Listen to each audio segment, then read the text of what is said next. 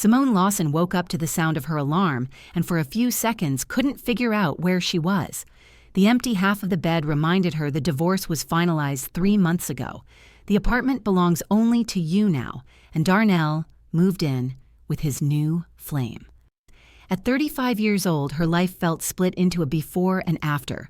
Yes, there were 12 years of marriage, shared plans, joint trips to his parents' place outside the city, where she dutifully weeded the garden while he drank beer with his friends. After all that, there was just this empty apartment, the silence, and the necessity of starting over.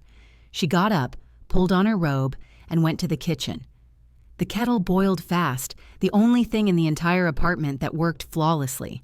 Simone made herself coffee, looked out the window at the gray April city of Atlanta, and sighed. Welcome to Broken Bonds. I share new life stories here every day, and I'd really appreciate it if you hit subscribe and liked my video. Now, let's jump back into my story. I'm sure you'll love it if you keep listening till the end. Today was Monday, which meant a full week ahead at the small accounting office for a private firm called Prime Solutions Group. It was a grand name for a business of only 5 people cramped into 2 rooms on the 3rd floor of an old commercial building downtown. She had found the job through her friend Sierra, who knew someone else. After the divorce, Simone desperately needed money for the lawyer, for utility bills, and for life in general. She'd had to leave her previous position at a large retail company. Her colleagues asked too many questions, giving her too many pitying looks. All she wanted was to forget everything and start fresh. Here at Prime Solutions, no one knew her story, and that was a relief. The director, Victor Sterling, a man in his 50s with a receding hairline and a perpetually dissatisfied expression, hired her without asking too many questions. He looked at her degree, heard about her experience, nodded, and named a salary. Nothing spectacular, but acceptable. Simone agreed right away. The work turned out to be straightforward, processing documents, preparing reports, and keeping track of income and expenses. Nothing complicated for someone with 15 years of experience. Simone finished her coffee, got dressed, and left the apartment exactly at 8 in the morning. The commute to the office took 40 minutes.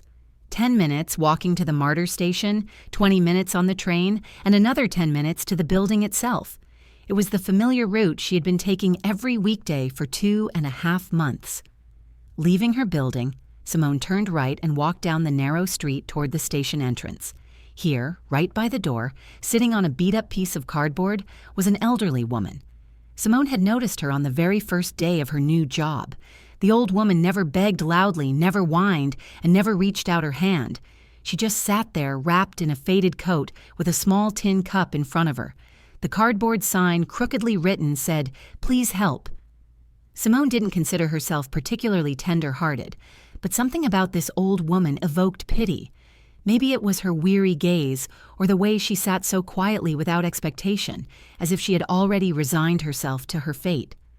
From that first day, Simone began tossing her loose change, $3, a 5, whatever she had in her pocket. The old woman would always nod, mumbling, "Thank you, dear." And Simone would walk on. This continued for 2 months. Every morning, the same scene, the old woman in her spot, Simone dropping coins, a quick exchange of glances, and then off to work. Sometimes they exchanged a few words, and that's how they got to know each other. The old woman's name was Ms. Thelma Mae Jenkins. She was 79 years old. She lived somewhere nearby, but she couldn't stay home, as she vaguely explained. Simone didn't press for details. Everyone has their own story. If a person doesn't want to share, there must be a reason. This Monday morning, Simone paused again by the old woman. The change in her jeans pocket jingled, about $3 in coins. She leaned down, reached toward the cup, and suddenly felt her wrist seized by dry but surprisingly strong fingers. Simone snapped her head up. Miss Jenkins was looking at her from below, and her eyes held something anxious, almost frightened. "Listen to me, dear," the old woman whispered without letting go of her hand. "Don't go home tonight. You hear me? Under no circumstances." Simone tried to pull her hand away, but the grip was firm. "What, Miss Jenkins? What are you talking about?" "Sleep somewhere else. A hotel, a friend's place, anywhere but home. Promise me." The old woman's voice trembled, and her eyes shone with a strange glint. Simone felt a chill run down her spine. People rushed past them, hurrying to work, no one paying any attention. "Miss Jenkins, are you serious? What happened?" The old woman released her hand and leaned back against the wall. "Come here tomorrow morning. I'll show you everything, but don't go home tonight. You've done so much good for me. Let me repay you." Listen to an old woman. Simone stood up straight, staring at Miss Jenkins, confused. The old woman turned away as if the conversation was over. Passers-by continued to stream past. Someone tossed a coin into the cup, and the old woman routinely nodded, making a sign of the cross. Simone stood for a few more seconds, then turned and walked toward the martyr. Her thoughts were a jumble. What was that? Senile rambling or something serious? Maybe Miss Jenkins had heard or seen something. But what exactly? And why today of all days? All the way to the office, Simone replayed the strange conversation in her head. Entering the commercial building, she took the elevator to the 3rd floor and pushed open the door marked Prime Solutions Group. Kayla, the secretary, a young woman in her 20s who spent most of her time on her phone, sat in the reception area. "Hey," Kayla mumbled without looking up from the screen. "Hey," Simone replied and walked into her tiny office. The workday began as usual. Invoices, packing slips, reconciliation reports. The routine usually calmed her, but today it didn't help. The old woman's words echoed insistently in her head. "Don't go home. Sleep somewhere else." Around noon, Simone decided to take a break and went out into the hall to get water from the cooler. There she ran into the security guard, Kevin Barnes, a man in his 40s with a square jaw and a short buzz cut. He'd only been working here for about a month and a half, and Simone rarely spoke to him, except to say good morning. "It's hot today," Kevin remarked, walking up to the cooler after her. "Yeah, spring came early this year," Simone nodded, pouring water into her cup. Kevin filled his cup and suddenly asked, "Say, what part of town do you live in?" The question caught her off guard. Simone tensed up. "Why do you ask?" "Oh, just curious. Is it a long commute?" "It's fine. The train is close by." She avoided giving her address. Something about the question felt strange. Kevin nodded, drank his water, and returned to his spot near the entrance. Simone remained in the hallway holding the cup and watching him go. Why was he suddenly interested in where she lived? They barely ever talked before, and his sudden interest felt suspicious. Back in her office, Simone tried to focus on her work, but her thoughts kept returning to the morning's conversation with Miss Jenkins. By lunchtime, she had almost convinced herself it was all ridiculous, the fantasies of an elderly woman, and she shouldn't pay attention. But the anxiety wouldn't let go. At 3 in the afternoon, Victor Sterling came in. The director looked preoccupied, holding a folder of documents. "Simone, I have a question for you," he began, pulling up a chair opposite her desk. "These invoices for March, did you verify them?" Simone took the folder and flipped through the documents. They were standard statements of work performed which she had processed the previous month. "Yes, I did. Why? What's wrong?" "There are no client signatures on 3 of the statements. Did you see them?" Simone frowned, looking closely at the documents. Victor was right. 3 statements were missing the client's signature. That was strange. She always checked things like that. "No, I didn't notice that. When I received them, the signatures were there. I remember because I specifically cross-referenced them with the ledger." The director rubbed the back of his neck. All right. Maybe I'm confusing things. Thanks." He left, and Simone sat there staring at the closed door. Something was definitely not right. She clearly remembered checking those statements and the signatures had been in place. Could she have made a mistake? Unlikely. With 15 years as an accountant, she had learned to be meticulous. The rest of the day passed under tension. Simone caught herself listening for sounds outside her door several times, jumping at footsteps in the hall. When the clock finally hit 6, she gathered her things and left the office. It was dark outside and the streetlights were on. Simone walked toward the station on autopilot, following her usual route, but suddenly she stopped. Ms. Jenkins' words, "Don't go home." She stood in the middle of the sidewalk and people walked around her. What should she do? Listen to the old woman or decide it was just an old person's oddity? But there was fear in Ms. Jenkins' eyes. Real, genuine fear. And then there was Kevin's strange question about where she lived and the incident with the invoices suddenly missing signatures. Simone pulled out her phone, opened the browser, and started searching for cheap extended stay hotels nearby. She found one not too far away. The price was acceptable. She booked a room for the night, paid with her card, and walked to the address. The hotel was in an old building on a quiet street.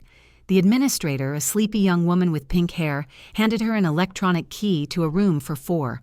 Simone went up to the second floor, opened the door, and saw 2 sets of bunk beds. The room was empty. She dropped her bag on the bottom bunk, sat down, and stared at the wall. What was she doing? Why did she listen to some homeless old woman? Maybe she should have just gone home, gone to sleep, and forgotten about this strange day. But the anxiety wouldn't leave her. Simone took out her phone and texted her friend Sierra, "Sleeping away from home tonight. I'll explain later." Sierra replied a minute later, "Did you finally find a man?" Simone didn't answer. She lay down on the bed staring at the ceiling. Outside, the city roared. Car horns blared somewhere, and she could hear the voices of passers-by. Simone closed her eyes, trying to sleep, but sleep wouldn't come.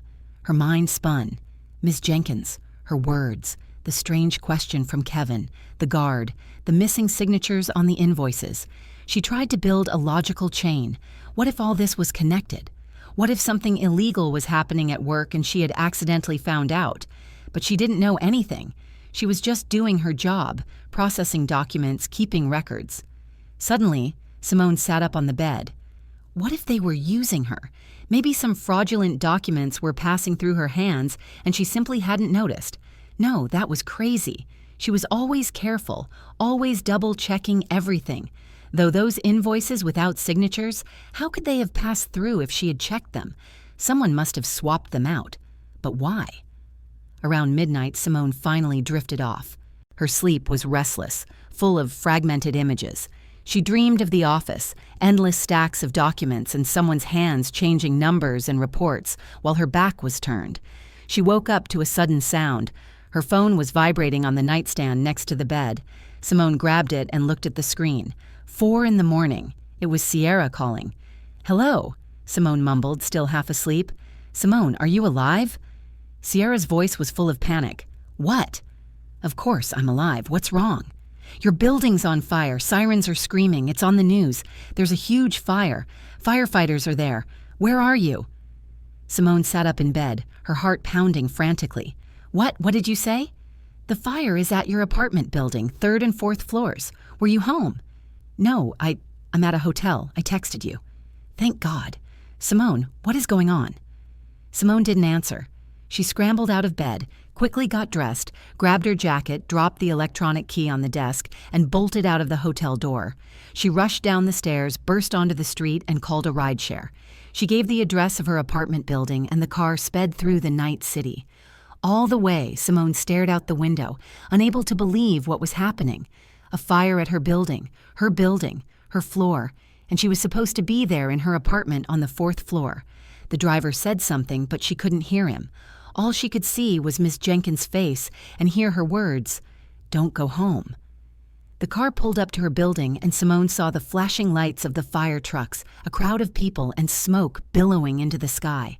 She got out and slowly walked closer. The 4th floor, her floor, was engulfed in flames. Firefighters aimed hoses, water poured down in torrents, but the fire raged.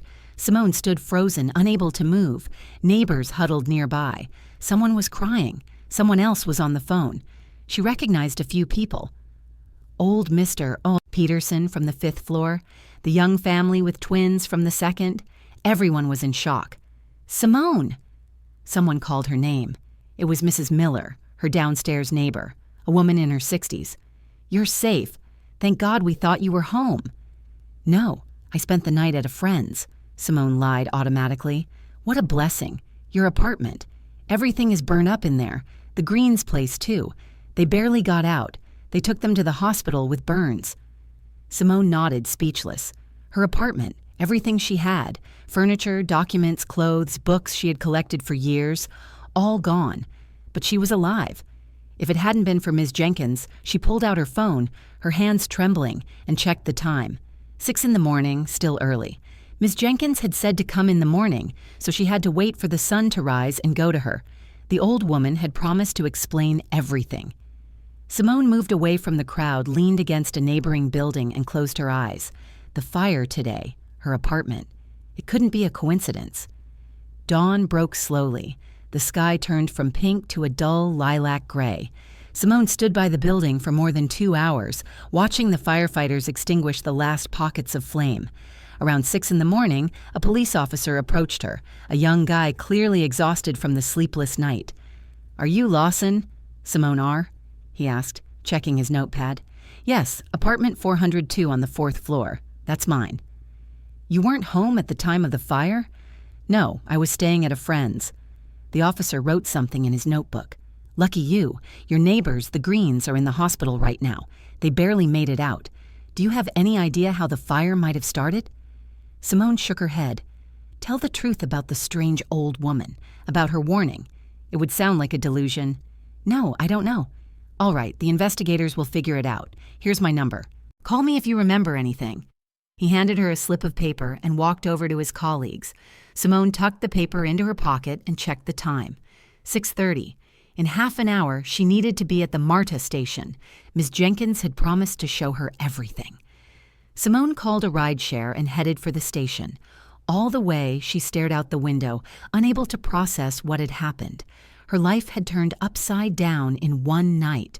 Her home was burned, her apartment destroyed, and all because someone wanted to kill her, because there was no other way to explain it. The fire started right on her floor, right at her apartment. The officer said the investigation would figure it out, but Simone already knew this was not an accident. The car stopped by the station entrance. Simone got out, paid the fare, and looked around. The familiar place, the MARTA entrance, newspaper stands, a coffee kiosk, and in her usual spot on the worn cardboard sat Ms. Thelma May Jenkins. The old woman saw her and nodded. Simone walked over and crouched down beside her. "Miss Jenkins, I know, dear. Thank God you listened."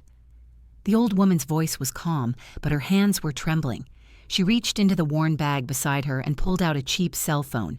"Here, look." Simone took the phone. The screen displayed a photograph. The quality was poor.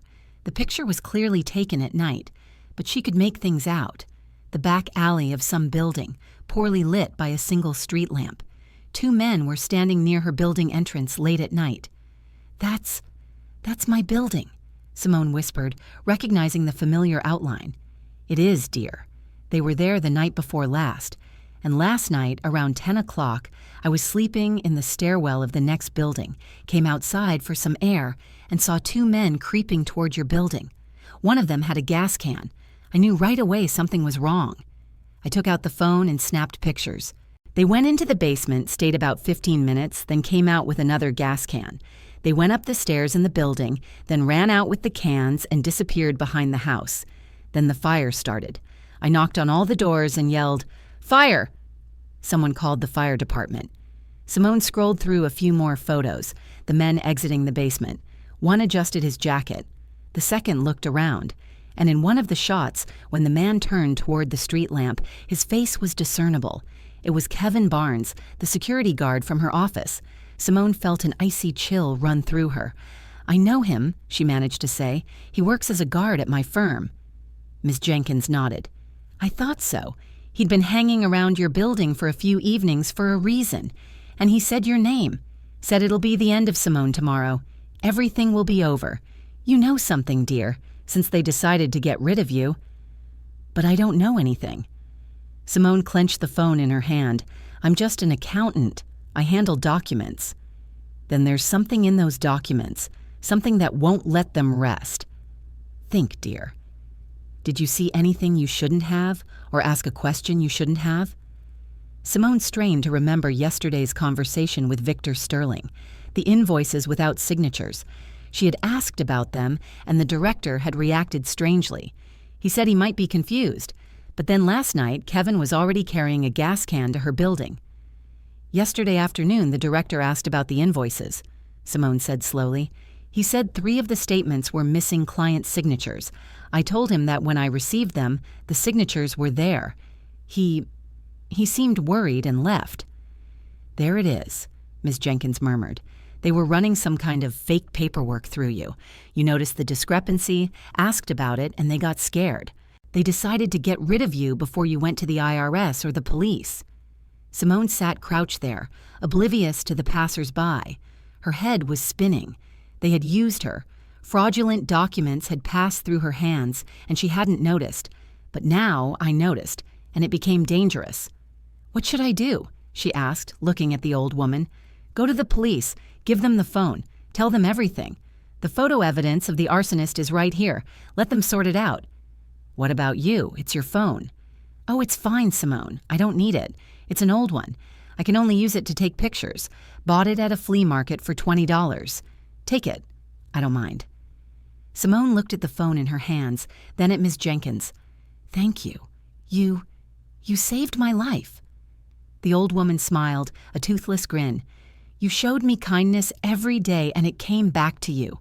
Go, dear. Don't waste time before they figure out you're alive." Simone stood up, put the phone in her pocket, and headed for the nearest police precinct. She remembered the address. She had seen the building many times walking past, a 10-minute walk. On the way, she called Sierra, told her she was okay, and promised to explain later. Sierra insisted on meeting, but Simone promised to call that evening and hung up. The police precinct was housed in an old brick building. Simone walked inside, approached the desk sergeant, a middle-aged man with an indifferent face. "I need to file a report about attempted murder," she said firmly. The sergeant looked up at her, assessing her. "Go to the third office. The detective on duty is in there." Simone walked down the hall and knocked on the specified door. A voice from inside said, "Come in." The detective turned out to be a man in his mid-40s with salt and pepper hair and sharp gray eyes. The nameplate read, Detective Marcus Hayes. "Have a seat," he said, gesturing to the chair opposite his desk.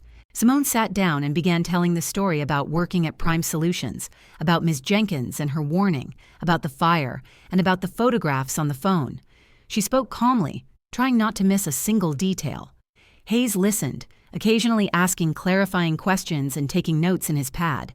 When she finished, he held out his hand. "Show me the phone." Simone handed him Ms. Jenkins's phone. Hayes carefully examined the photos, zooming in on the images, scrutinizing the faces. "You recognized one of the men?" "Yes, it's Kevin, the security guard at my firm. I don't know his last name. He's new." "Okay, I'm seizing the phone as evidence. You'll be given a copy of the seizure report. Now, write a full statement describing all the circumstances. Then I'll contact our specialists. They're currently investigating your building. If arson is confirmed, we'll open a criminal case."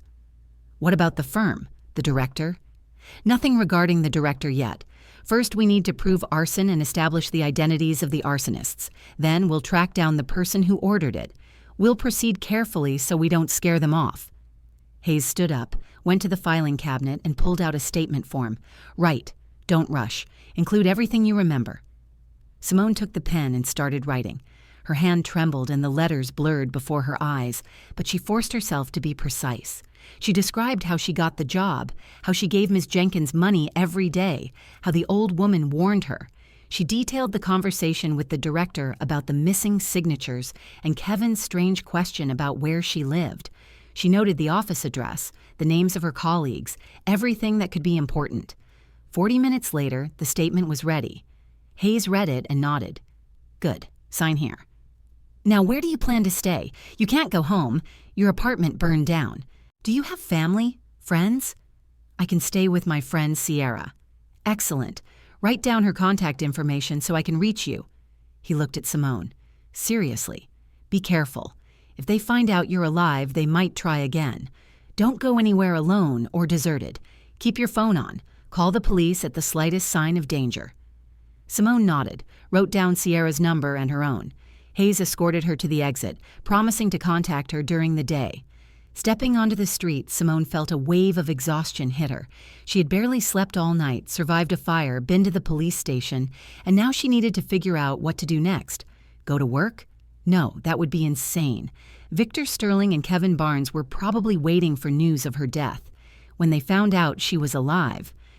Simone dialed Sierra's number. Sierra answered on the second ring. "Simone, finally. What is happening?" "Sierra, can I come stay with you? I need a place to sleep for a few days, maybe." "Of course, honey. Come straight over. What happened?" "Thank you. I'll be there in about an hour." Simone hailed a rideshare and headed to Sierra's place. Sierra lived in a small one-bedroom apartment on the outskirts of the city, which she had been renting for 3 years. When Simone arrived, Sierra met her at the door with open arms. "Girl, you look awful. Come in. I'll make some tea." They sat in the kitchen. Sierra, a curvy red-haired woman in her 30s, looked at Simone with worry. "Spill it." Simone exhaled and began to tell the entire story from the first day at Prime Solutions to the visit to the police. Sierra listened open-mouthed, gasping several times. "Are you serious? You mean they tried to kill you?" "Looks like it." "What now? Maybe you should hide somewhere. Get out of town." "No. The detective told me to stay in contact. They're going to investigate. I have to wait for the results." Sierra shook her head. "That's terrifying." "All right, you can stay here as long as you need. The sofa pulls out. I have bedding. Just be careful, okay? I don't want anything happening to my best friend." "Thank you, Sierra. You're a true friend." They hugged. Simone felt tears well up in her eyes, but held them back. She couldn't fall apart. She had to stay strong and wait. The rest of the day was spent in anxious anticipation. Simone lay on the sofa, staring at the ceiling, replaying the events of the last 24 hours. How quickly everything had changed. Yesterday morning, she had a job, a home, a routine life. Today, nothing but ashes and questions. That evening, around 8 o'clock, Detective Hayes called. "Simone Lawson, I wanted to update you. The investigators confirmed it. The fire was intentionally set. Gasoline cans were hidden in the basement. The ignition point was near your apartment. An accelerant, presumably gasoline, was used. The fire spread to the 3rd and 4th floors. Your apartment suffered the worst damage. The concentration of substances there was highest. So, they tried to murder me deliberately. All signs point to it. Tomorrow, we'll start interviewing your firm's employees. We'll proceed carefully under the guise of a routine inspection. For now, do not tell the director or anyone else that you're alive and that you went to the police." "Understood. What about the results?" "I'll keep you informed. If anything urgent happens, call me anytime." Simone thanked him and hung up. Sierra was sitting nearby, nervously waiting for the call to end. "Well?" "Arson confirmed. The police are starting their work." "Listen, maybe you really should go stay with family like your parents." "My parents are gone. My mom passed away 5 years ago. I don't know my father, no other relatives either." "Then stay put right here. It's safer together." They went to bed late. Simone lay on the sofa listening to Sierra toss and turn on the bed and couldn't sleep. Thoughts raced. What would happen tomorrow? What would Victor Sterling say when he found out she was alive? And Kevin, how would he react? The next morning, Wednesday, Simone woke up to the sound of a text message. It was Kayla, the secretary from work. "Simone Lawson, it's Kayla, the secretary at Prime Solutions. Why didn't you come to work? Victor Sterling is asking." Simone froze. What should she do? Text back or ignore it? "Kayla, I had an emergency. My building burned down. I can't work right now," Simone wrote. "What, seriously? Oh my God. Are you okay?" came the reply. "I'm fine. Tell Victor Sterling that I'm taking a few days off to deal with documents and housing." "Okay, I'll tell him. I'm sorry to hear that. Hang in there." Simone put down the phone and looked at Sierra, who was standing in the doorway with a mug of coffee. "Who was that?" "Work, asking why I didn't show up." "And you told them? Don't you think they'll start looking for you now?" "I told them about the fire, but not that I know it was arson." Sierra nodded, handing her the mug. "Drink this, and let's figure out the next step." Wednesday was overcast. Heavy clouds obscured the sky. Simone sat in Sierra's kitchen, drinking her 3rd cup of coffee and trying to organize her thoughts. 2 hours had passed since Kayla's message, and in that time, Simone realized one thing. She couldn't sit around doing nothing. She had to act. "Listen," Sierra said, walking into the kitchen with her laptop. "I was thinking, you said the director asked about the missing signatures on the invoices. Do you have copies of those documents?" Simone frowned. "They're at the office on my work computer, but I can't go there now." "What about your email? Did you send yourself any files?" "I did sometimes. Yeah, for convenience, so I could check things at home if something didn't match up." "Then check your email. Maybe there's something in there." Simone took the laptop, opened her inbox, and scrolled through the emails from the past 3 months. Indeed, she had forwarded herself documents, spreadsheets, reports, and invoices several times. She opened the files one by one, examining the contents. Most of the documents looked standard, but one file caught her attention. It was the March report she had prepared for Victor Sterling. Simone opened it and skimmed the lines. Normal company expenses and income, office rent, employee salaries, equipment purchases. Wait. Simone focused on one item: consulting services.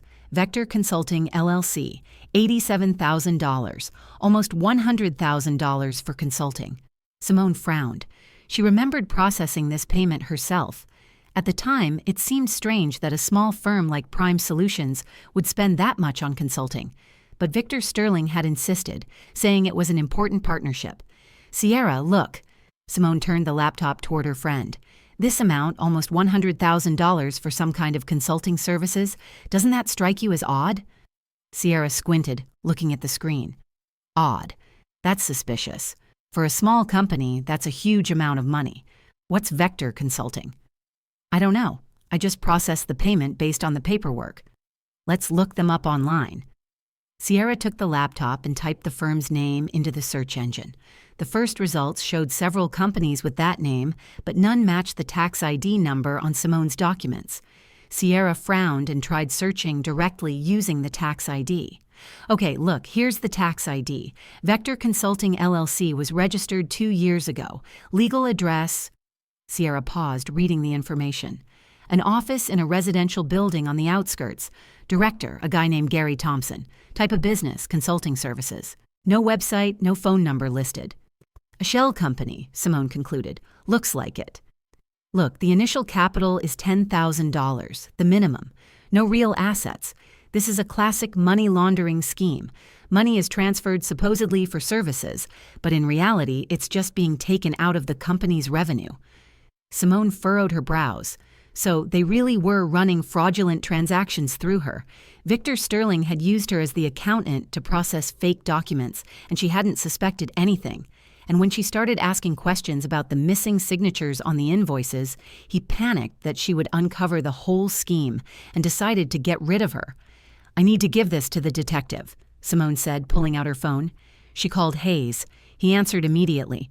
"Simone Lawson? Something wrong?" "Detective Hayes, I found something in my documents, a suspicious payment for nearly $100,000. The recipient company looks like a shell corporation." "Excellent. Email me all the documents you have. I'll forward them to the police's financial crimes unit. Let them investigate. In the meantime, continue to stay where you are. Don't go outside unnecessarily. Stay off the grid." "Understood. One more thing. Someone from work texted me. The secretary asked why I didn't show up." "And you responded?" "I told her about the fire but didn't mention the police. That was a mistake. You shouldn't have answered them. Now they know you're alive. But what's done is done. At least let them think you survived and are just in shock. That buys us time. We're conducting a search of the Prime Solutions office this evening. We'll try to find the original documents in the director's computer, and we'll definitely detain Kevin. As soon as we fully establish his identity, we'll detain him. We're working on the photos now. Identification is underway." Simone thanked him and hung up. She forwarded Hayes all the potentially useful files from her email and closed the laptop. "Well, are we waiting?" Sierra asked. "We are." The rest of the day dragged on agonizingly slowly. Simone kept going to the window, looking out onto the street, checking her phone. Sierra tried to distract her, putting on a show, offering to play cards, but nothing helped. The tension grew with every minute. Around 7 in the evening, Kayla called Simone. "Simone Lawson, you won't believe what's happening here." "What is it?" Simone pretended to be surprised. "Why?" "I don't know. The police came in with a search warrant. They turned everything upside down. Victor Sterling is yelling. Kevin Barnes disappeared. Simone Lawson, are you all right? Is this related to the fire?" "I don't know, Kayla. I'm staying in a hotel right now dealing with documents and housing. Don't worry, they'll sort it out." Simone hung up and looked at Sierra. "The search has started. They're fast. Do you think they'll find anything?" "I hope so." Half an hour later, Hayes called. "Simone Lawson, good news. We seized the director's computer and all financial documents for the last year. Preliminary analysis shows that fraudulent transactions totaling around $500,000 were run through your firm. The money was funneled through several shell companies, including Vector Consulting LLC. And Kevin, we identified him. Kevin Barnes, previously convicted of armed robbery, released 3 years ago and hired by Sterling as security. We're looking for him now. He wasn't at his apartment. He's been put on the wanted list. So, he ran? Possibly. Or Sterling tipped him off when we arrived. But we'll find him. It's a matter of time. You still need to be careful. Barnes is dangerous. If he finds out you're alive and testifying against him, he might try to come after you. Simone swallowed. A chill ran down her spine. And Victor Sterling? Was he arrested? Not yet. We took him in for questioning. He denies everything, says he knows nothing about fraudulent transactions and that he signed the documents without looking, trusting you as the accountant. He's pinning it on me. Classic tactic, but we have evidence that he's lying. We found correspondence on Sterling's computer with the director of Vector Consulting, Gary Thompson. They discussed the money laundering scheme. We'll be questioning Thompson tomorrow. I think he'll crack quickly. People like that usually give up everyone at the first threat of prison. So, things are going well. Yes. Continue to stay in touch. I'll call as soon as I have news. Simone hung up and exhaled. Sierra hugged her shoulders. See, it's all working out. They'll catch that Kevin. They'll put the director away and you can live in peace. I hope so, Simone replied quietly. She slept poorly that night. She had nightmares. Kevin with a gas can, flames engulfing the apartment, her own screams for help. She woke up in a cold sweat, sat on the sofa, and listened to the silence of the apartment. Sierra was sleeping peacefully. Her breathing was steady. Simone envied her calm. Thursday morning, she was woken by a call. She grabbed the phone and saw Hayes' number. Hello? Simone Lawson. We have news. Thompson was arrested last night. He confessed. He confirmed that Sterling organized the money laundering scheme through shell companies. Thompson received a percentage for participating. Victor Sterling has been officially arrested, charged with felony fraud. A case of attempted murder, yours, has also been opened. Sterling denies involvement in the arson, but we know he gave the order to Kevin Barnes. And where is Kevin? We found him an hour ago. He was trying to leave the city on a bus. He was arrested at the bus station. He's at the precinct now giving testimony.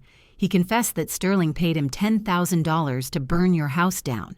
He hired one other person to help, Dwayne the Ghost Harris, also a criminal associate. Harris is already in custody. Simone felt a huge weight lift from her soul. So that's it. They caught all the main suspects. Yes, the investigation is ongoing. We're gathering evidence and preparing the case. You'll need to give an official statement, but that can be done at your convenience. The danger has passed. Thank you. Thank you so much. No problem. You saved yourself by listening to that old woman. Speaking of her, we'd like to take her statement. Can you connect us with her? Simone thought for a moment. She usually sits by the MARTA at Decatur Station every morning. Ms. Thelma Mae Jenkins. Excellent. We'll find her. Thank you again for your cooperation. Stay safe. Hayes hung up. Simone put the phone down and covered her face with her hands. Tears streamed down, tears of relief, exhaustion, and everything she had endured. Sierra came over and hugged her. What happened? Bad news? No, Simone sobbed. Good news. They caught them all. It's over. Sierra held her tightly. There. That's good. Everything will be all right. They sat like that for a few minutes until Simone calmed down. Then she washed her face, drank some water, and sat back on the sofa. You know what's strange? She said, looking out the window. I only worked at that firm for 2.5 months, and I almost died. All because I asked one question, just one question about missing signatures. You did the right thing, Sierra said. If you had stayed silent, they would have kept using you, and when the scheme was exposed, they would have blamed everything on you. Said you, the accountant, organized it all. You're probably right. Simone stood up and went to the window. An ordinary day was beginning outside. People were rushing to work, cars were stuck in traffic, and children were playing somewhere. Life went on no matter what. Sierra, I need to go see Ms. Jenkins and thank her. If it weren't for her, I wouldn't be standing here right now. Want me to go with you? No, I'll go alone. It's personal. Sierra nodded understandingly. Be careful then. Simone took her phone, dressed, and left the apartment. The ride to Decatur Station was about 20 minutes on the train. On the way, she thought about what she would say to Ms. Jenkins. How do you thank someone who saved your life? Words couldn't express it. Exiting the MARTA, Simone looked around the familiar spot. Kiosks, stands, crowds of people, and there by the wall on the worn cardboard sat Ms. Thelma Jenkins in the same faded coat with the same tin cup in front of her. Simone walked up and crouched beside her. Ms. Jenkins. The old woman looked up and smiled. Ah, dear, I see you're alive and well, so everything worked out. Yes, they caught them all, the director and the guard. Thanks to your photographs, you saved my life. Ms. Jenkins waved her hand dismissively. Oh, that's nothing. I was just a woman who happened to be in the right place at the right time. You saved yourself by listening to me. If it hadn't been you, then something else would have happened. Fate is like that. If you're meant to survive, you will. And if you're meant to die, you can't run. The important thing is that you were kind to me. You tossed me change every day, said hello, treated me like a person, not a beggar. That kindness came back to you. Simone pulled an envelope from her pocket. Inside were $500, all the money she had left after the fire. Please take this. It's not payment for saving me. It's just from my heart. Ms. Jenkins looked at the envelope, then at Simone. Dear, you need the money yourself. Your house burned down. Your apartment is gone. I'll get the insurance money. I'll find a new job. You need it more right now. Please take it. Don't refuse. The old woman slowly took the envelope and tucked it into her coat pocket. Thank you, dear. God bless you. You're a good person. Simone hugged her, feeling the old woman tremble. Fragile, small, but with such a strong spirit. Miss Jenkins, where do you live? Maybe I can help somehow. The old woman sighed. Nowhere, dear. I sleep here, there, in stairwells at the bus station. My children cut me off. My grandchildren don't know me. My Social Security check is small. It's not enough for housing. Simone felt her heart clench. Would you like to live in a retirement home? You'd have a roof over your head, food, medical care. Miss Jenkins shook her head. I would, of course, but the waiting list is huge, and they're mostly private. I can't afford it. I'll help, Simone said firmly. I promise. As soon as I get my own life sorted out a little, I'll take care of yours. You deserve a peaceful old age. The old woman looked at her with gratitude. You're an angel, dear. A true angel. They sat a little longer talking about trivial things. Miss Jenkins told Simone how she ended up on the street. Her husband died 10 years ago.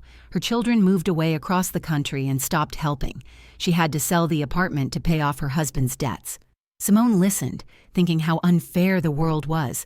This woman had lived a long life, raised children, and ended up on the street.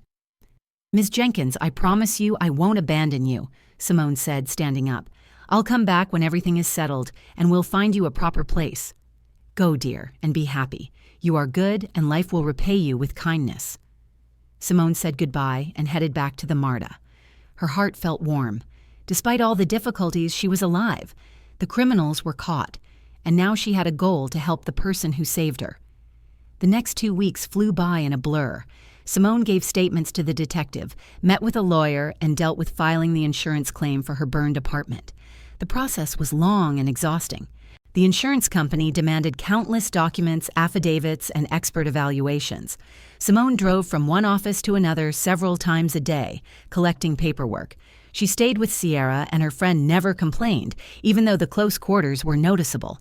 A one-bedroom apartment for two is a test, even for the best of friends. But Sierra was a trooper, cracking jokes, cooking dinner, and trying to keep Simone's spirits up. On Friday, 2 weeks after the fire, Hayes called Simone. Simone Lawson, I have news. The investigation is complete. The case has been sent to court. Victor Sterling is charged with fraud and attempted murder. Kevin Barnes and Dwayne Harris are charged with attempted murder and arson.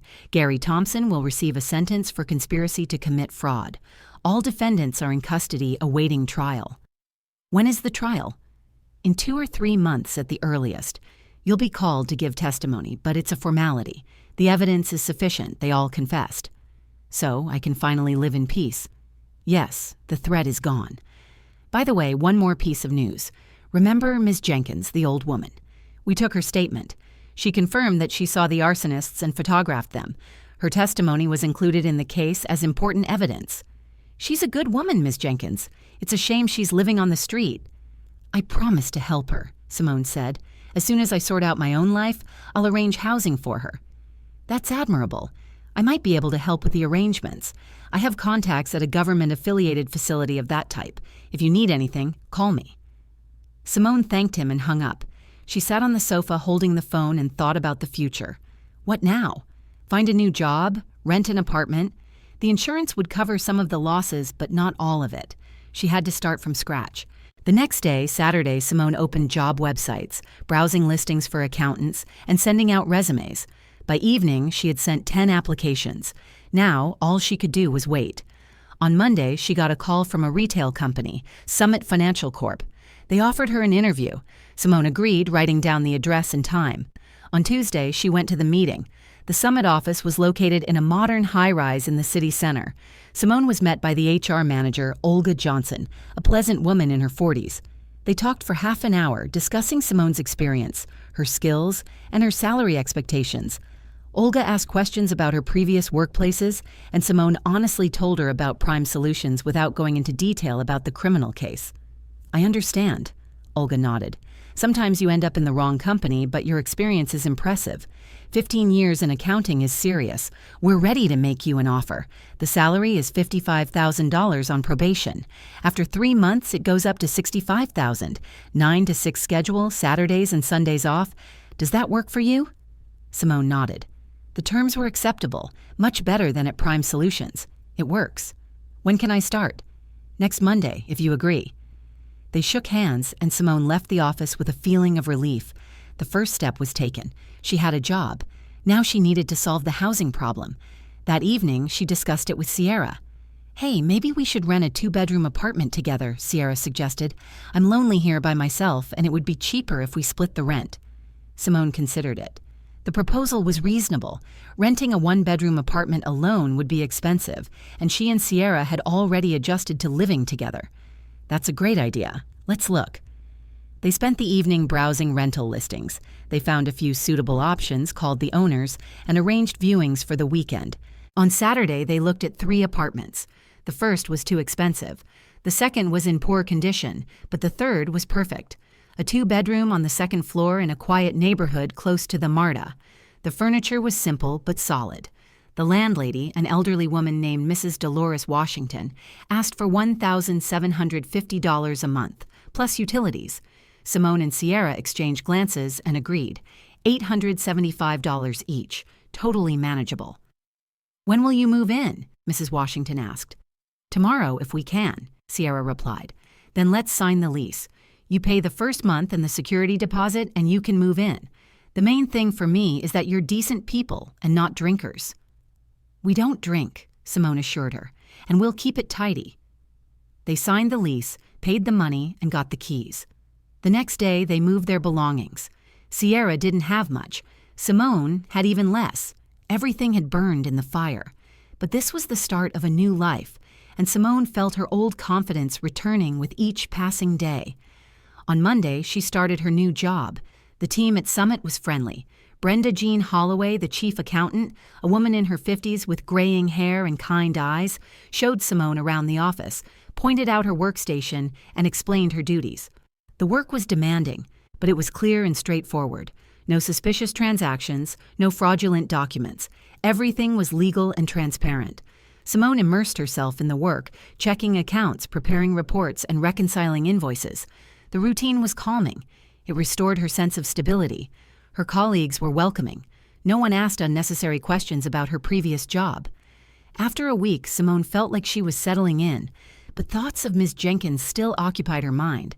Every morning, passing Decatur Station, Simone stopped, greeted the old woman, and gave her money. Not change as before, but $100 or $200. Ms. Jenkins would thank her, ask how she was doing, and express happiness for Simone. "Dear, you've done so much for me already," the old woman said. "You don't need to give me more money. Live your own life." Miss Jenkins, I promised to help you get into a retirement home, and I'm going to do it. It just takes time. Simone started looking for information about retirement homes in the city. It turned out there were public and private ones. Public ones were free, but the waiting list was huge. You could wait for years. Private ones were expensive, starting at $2,500 a month. This was a significant sum for Simone, but she wasn't going to give up. She remembered Hayes's offer to help with a public facility and called him, reminding him of his promise. A few hours later, he called Simone back and gave her the number for the director of a retirement home on the outskirts of the city. The facility was called the Serenity Gardens. Simone drove there and met the director, Angela Stone, an energetic woman. The home looked clean and well-maintained. The rooms were bright, and the dining room smelled of fresh baking. The elderly residents sat in the common room watching television and playing checkers. "We have an opening," Angela said. "A single room. You can bring your ward for a visit. Let her see what it's like." Simone arranged it, and the next day she brought Ms. Jenkins to the Serenity Gardens. The old woman entered the building timidly, looking around. Angela showed them around the floors, pointing out the room meant for Ms. Jenkins. It was small but cozy. A bed, a dresser, a nightstand, a television, and a window overlooking the garden. "You'll live right here," Angela said. "Meals 3 times a day in the dining room, a nurse on duty around the clock, a doctor makes rounds every week." Ms. Jenkins stood in the middle of the room, tears streaming down her wrinkled cheeks. "Dear, this is like a dream. I never could have imagined something like this." Simone put her arm around her shoulders. "It's real, Miss Jenkins. You deserve a peaceful old age." The old woman sniffled and leaned against Simone. "You're an angel, a true angel of God. How can I ever repay you?" "You already repaid me. You saved my life. Now it's my turn to help you." They returned to Angela's office and filled out the paperwork. Miss Jenkins could move in today. "I don't have any belongings," the old woman said. "Just what I'm wearing." "It's fine," Simone replied. "We'll buy everything you need. Clothes, shoes, toiletries. We'll go shopping right now." They spent the rest of the day buying things. Simone bought Miss Jenkins 2 outfits, a warm robe, slippers, a toothbrush, soap, shampoo, and towels. The old woman was embarrassed, saying it was too much, but Simone didn't listen. She could see Miss Jenkins' eyes shining with happiness, and that was the best reward. By evening, they returned to the Serenity Gardens. Miss Jenkins took a shower, the first in many months, and changed into new clothes with the help of a nurse. When Simone came into her room to say goodbye, the old woman was sitting on the bed, clean, her hair combed, wearing a fresh robe, and smiling. "Dear, I feel like I'm in heaven. I can't even believe this is real." "It is real, Miss Jenkins. Live peacefully and get your strength back. I'll come visit you." "You are so kind. You know, I've always believed that kindness comes back. When I was left on the streets, I thought I was wrong. But no, you proved to me that I was right. Kindness always comes back, just not right away." Simone kissed the old woman on her wrinkled cheek and left the room. On the way home, she thought about how strangely everything had worked out. 2 months ago, she was an unhappy divorced woman working for a questionable firm, barely making ends meet. Then came the fire. She almost died and she lost her apartment. Now she had a new life and the feeling that she had done something truly important. She had helped a person who deserved it.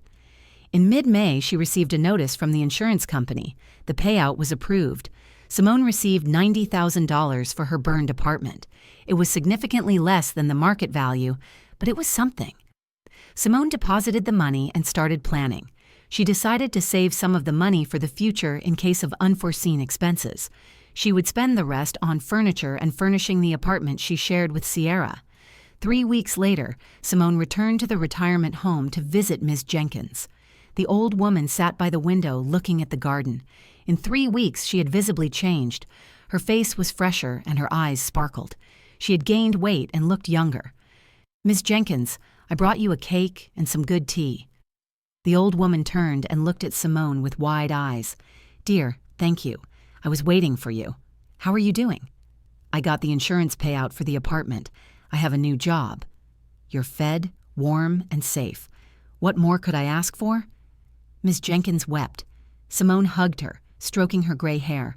"Don't cry. Everything is fine. You deserve this peaceful life." Dear, I don't know how to thank you. You restored my faith in people. I thought the world was cruel, that no one cared about anyone else. But you showed me that's not true. The world is diverse, Ms. Jenkins. There are bad people like Sterling and Barnes, but there are good people like Detective Hayes, like Sierra. The important thing is not to lose faith. They sat together for another hour, drinking tea with cake and talking about life. Ms. Jenkins told stories about her youth, her husband, and her children. Simone listened, feeling warmed by the stories. The old woman had lived a long life full of both joy and sorrow, but at the end of her journey, she had found peace.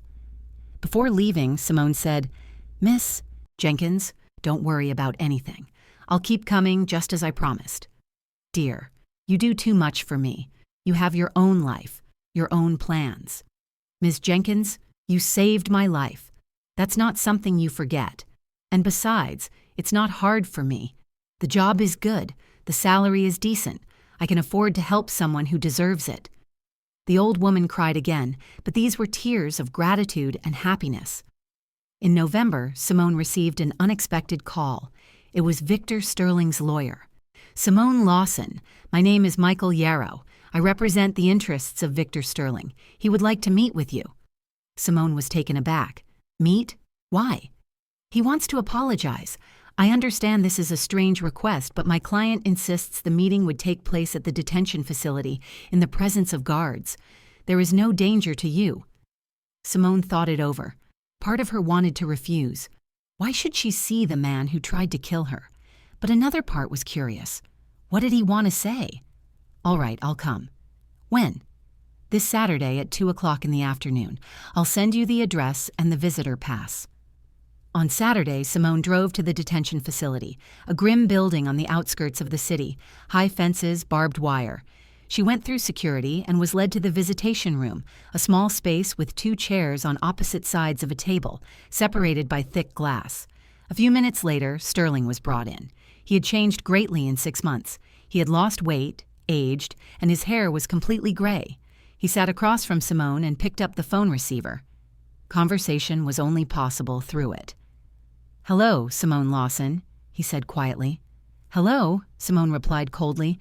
"Thank you for coming. I wanted to apologize. I know it doesn't change anything, but I needed to say it. I was wrong. I did terrible things. I tried to kill you to cover up my crime. It's unforgivable. It's a heavy burden on my heart, and it won't let me rest." Simone remained silent, looking at him. "Why did you do it?" she finally asked. "Why did you need that scheme with the shell companies?"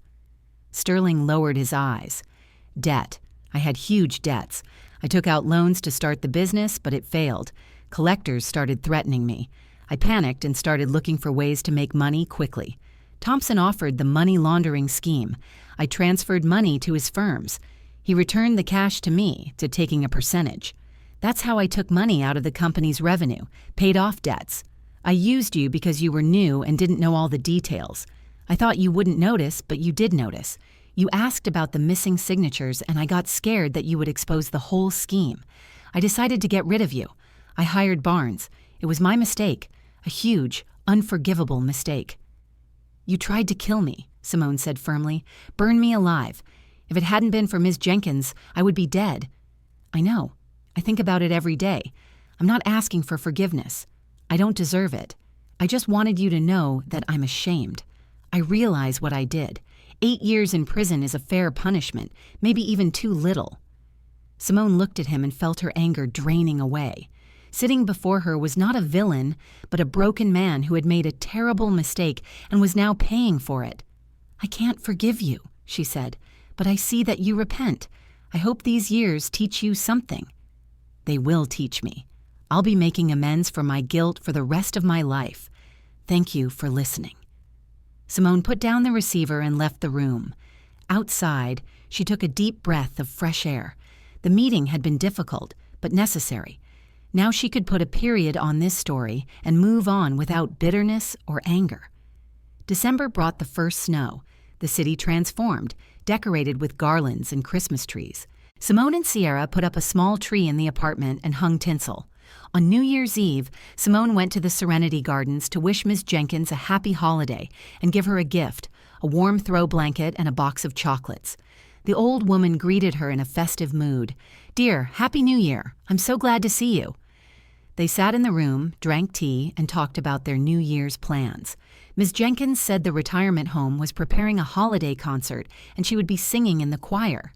"You know, dear, I look back on this last year of my life as the happiest," she said, "even though before it I was homeless, hungry, and cold. But you appeared, and everything changed. You showed me that the world is not as cruel as I thought, that there are kind people who help simply from the heart. You helped me too, Ms. Jenkins. You saved my life without expecting a reward, just because I was kind to you. See how it works? Kindness comes back." The old woman nodded, smiling. "Yes, dear, it always comes back. I knew that my whole life, but in my old age, I doubted it. And you reminded me of that truth." Simone hugged her, and they sat there watching the falling snow outside the window. The city was preparing for the holiday. Lights twinkled in the darkness, and people hurried home with gifts. And somewhere in this big world, two people, a young woman and an elderly one, had found the family they didn't have. A few days later, just after the New Year's holidays, Angela Stone called Simone. "Simone, I have news. Remember I told you about Ms. Jenkins's daughter, Candace? She came by yesterday." "She came? Why?" "She said she had changed her mind. She wants to mend her relationship with her mother. She brought gifts, apologized, and cried. Ms. Jenkins initially didn't want to see her, but then she agreed to talk." "How did it go?" "It was difficult. They talked for about 2 hours. Candace explained that she had been selfish, that she was ashamed of her past, and that she realized her mistake. Ms. Jenkins listened and cried. In the end, they reconciled. Candace promised to visit every month and even offered to take her mother home, but Ms. Jenkins refused. She said she was happy here and didn't want to leave." Simone smiled. So Ms. Jenkins had another support system in her life. Her daughter had returned. Maybe her son would come to his senses someday, too. "That's wonderful news, Angela. I'm so happy for Ms. Jenkins. She asked me to tell you that she very much wants you to keep visiting. She says, you are like a daughter to her." "Of course I'll keep visiting, absolutely." Simone hung up and thought. The story had ended well for everyone. The criminals were punished.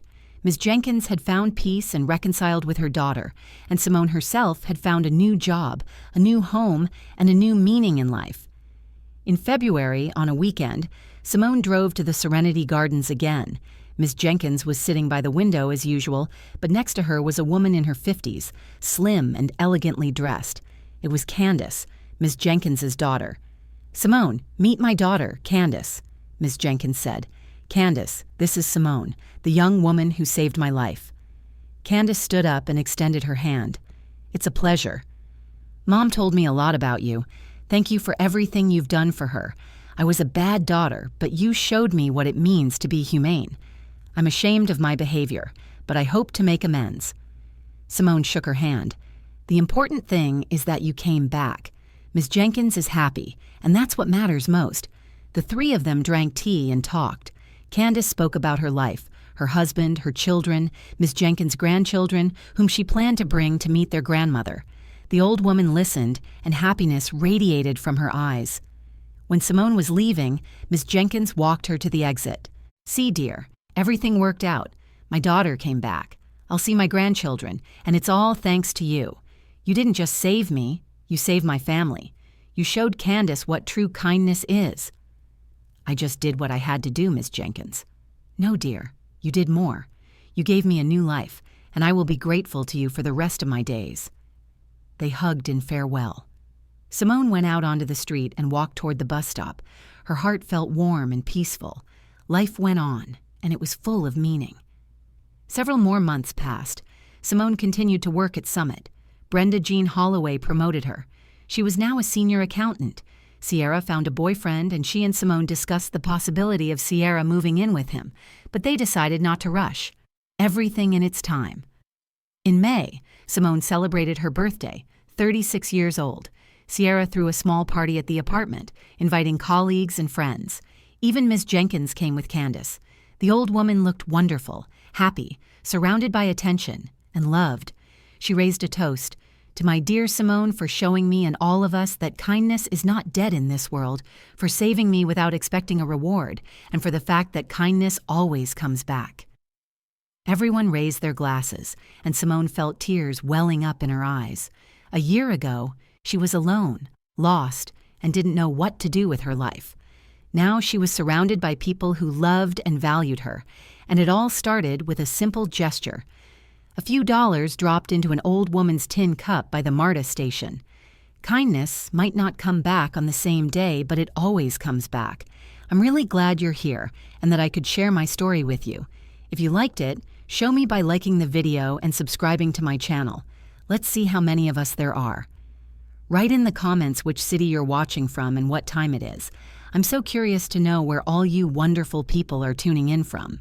If you want to support me a little extra, you can also send a small donation. I share new life stories for you every single day. And now, 2 of my most popular stories will pop up on the screen so you can choose what to watch.